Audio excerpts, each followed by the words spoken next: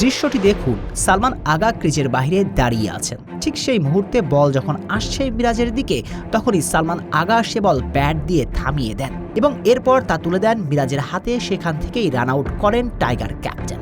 জানি এখন আলোচনা সমালোচনা তুঙ্গে। অনেকে মিরাজের দোষ দেখছেন, মাঠের মাঝে তো পাক অধিনায়ক ক্ষোভ প্রকাশ করেন।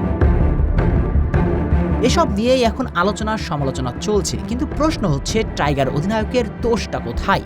মিরাজ কি ক্রিকেটের নিয়মের বাইরে গিয়ে কিছু করেছিলেন? একেবারে ক্রিকেটের নিয়ম মেনেই তো রান আউট করেছেন।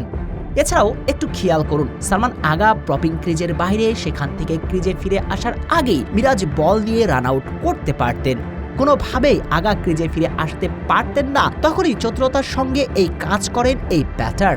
ঠিক সেই মুহূর্তে মিরাজ বল হাতে নিয়ে রান আউট করেছেন। সেখানে মিরাজের দোষ দেবার তো কোনো সুযোগই নেই।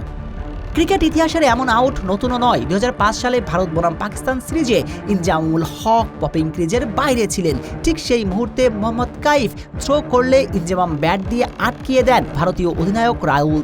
আর তখনই ভারত অধিনায়ক আপিল করলে সেটা আউট কল করা হয়। এক্ষেত্রেও সেটাই হতো। যদি মিরাজের হাতে বল না আসতো, তবুও বাংলাদেশ আপিল করলে সেটা আউট দিতেন আম্পায়ার। সঙ্গত কারণেই মিরাজের দায় দেবার কোনো সুযোগ নেই, বরং ক্রিকেটের নিয়ম মেনেই রান আউট করেছেন টাইগার অধিনায়ক।